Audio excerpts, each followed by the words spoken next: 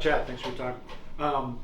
What Bill was out there, and it seems like he's back to normal or close, or what would you say about his situation? It seems like it's passed quicker than expected. Yeah, both Bill and Rafa are available for selection this weekend, so we're very happy to have them both in the mix. And John's obviously filled in for the past couple weeks. He's made some big saves, but Bill's your number one guy. How do you weigh everything? And now you have a new piece Right. into the puzzle. Yeah, it's just healthy competitiveness. We get after it in training. We let them compete. It's a good situation. We're excited to have all three of them. They're three quality guys. They're three veteran guys. So we let them compete day to day. We evaluate their performances in games as well, and we go from there. But I think it's a really healthy situation. And with Open Cup game in the mix here, does that provide you some more options, decisions? Yeah, exactly. I think options is the better word. You obviously, over the course of the week, you've got to manage guys' time and things like that. But it's just a nice situation to have as many available bodies to be able to select from each time you're picking the team and picking who's dressing. Good. All right, Zach, thanks. No problem. We'll go to Dave Johnson. Dave, go ahead, buddy. Hey, Chad. Hey, Dave. What are some of the talking points as you go into this week? As we said on the broadcast, if you score first, that's maybe a different game. So, given what happened last weekend, what are some of the talking points you've been going over this week? Yeah, obviously goals change games. They change the face of what a game can look like. But for us, I think when you're looking at big picture, it's about putting together complete performances. And obviously that game, the course of the year, set pieces have not been good by us. So we've put a little bit of an emphasis on set pieces, not giving up goals on set pieces. And I feel like we're a good team on offensive set pieces, and we're not drawing enough of them. So over the last two games, we've only had one corner.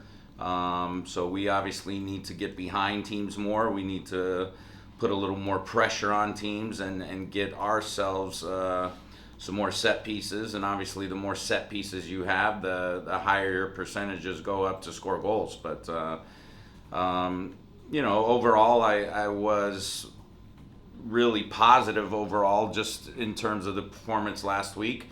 We obviously had big mistakes that cost us goals, but I feel like there are things that can be easily fixed. So I feel like if we start to clean things up, the overall picture is very, very good for the group at this point. We'll go back to Dave.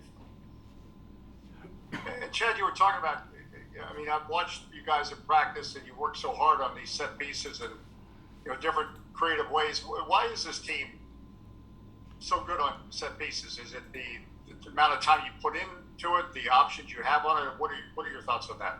Yeah, offensively, I think that's true. I think you obviously have to have a guy who has quality service. You have to have guys that are good in the air. You have to have a lot of work done on it and make it difficult on other teams in terms of them knowing what's coming. So I think the more you get into a season and you've shown a lot of pictures, teams are trying to protect against certain things, and then you have to take what they're giving you. But then obviously the other side of it, we have been very poor on defensive set pieces. If you take away the goals given up this year on defensive set pieces, all of a sudden we look probably very different in the standings. We look like a different team, but it's a huge part of the game, and right now we're not winning those battles. We have to be a little more combative on the defensive side and not allow teams to dictate on us what they want to do. And honestly, a lot of set piece stuff comes down to hunger and who wants it more, and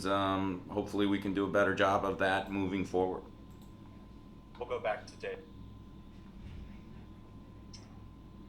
And Chad, just your take on Houston. What should we be looking for? What's the big note on Houston when you look at the Dynamo? They essentially are super, super fast in transition. So they've got really pacey guys up top. They've got Quintero, who is the guy that's very capable of the spectacular play. He can spring those speedy guys in behind.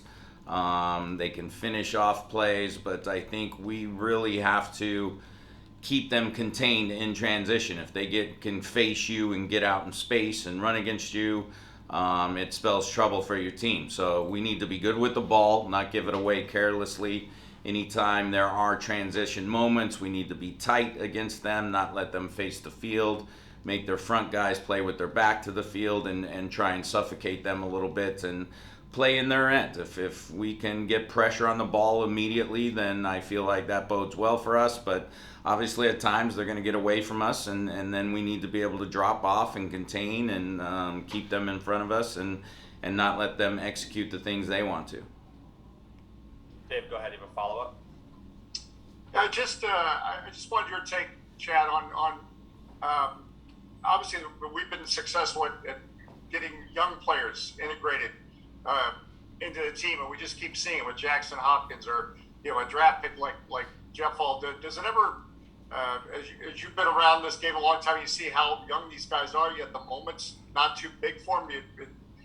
What's your thoughts on that? You ever just say, wow, this wasn't the way it was when I was playing. These guys are just stepping right in. Exactly. Yeah, it's fun. It's fun. Like at times I feel like youth they just want to play. They're not worried about the moment. They're not afraid of the moments. They're excited to get out there. They don't, they at the end of the day, they probably don't know any better, which is a really good thing. Like, hey, I can play with anybody, and they believe that, and they're uber talented, and for most of them, they just need time on the field. They just need experience. But yeah, it's amazing to watch them step into moments and how the moments are not too big for them, and they perform, but they also get to learn. The game is probably the best teacher of anything, and you watch those guys, and every time they get a little experience, they get a little bit better, and you see next time if there is a mistake that they correct that mistake, or even if there's a hole to be able to take advantage of something on the offensive end, they see it. Like it's just really fun to watch, and I really enjoy the opportunities that are afforded to younger guys these days, and I think you'll just continue to see that trends happen within the league. I have one more question. We'll go to Alex Kaminer. Thanks. Hi, Chad. Thanks for being here, for your time. I would love to ask you how your thoughts, or how do you see Michael Estrada for these games coming? Thank you. Michael's a big, strong forward. He can hold the ball. He can run in behind. He's got real physical qualities. Hey, Sam, you guys are muted for some reason. Sorry, Chad. You're good. Start from the top again there for Alex's question. That'd be great. We good now?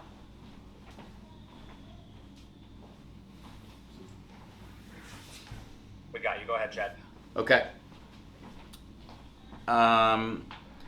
Michael's a big body, he's a physical threat in a lot of different ways. He can be a strong guy who can hold the ball up. He's very fast, very powerful. He can run in behind defenses.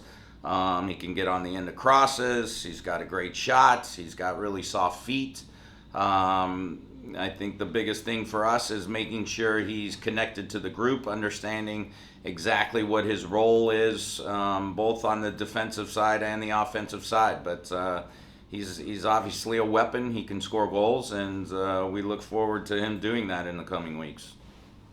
Chad, that's it. Thanks so much. Thank you.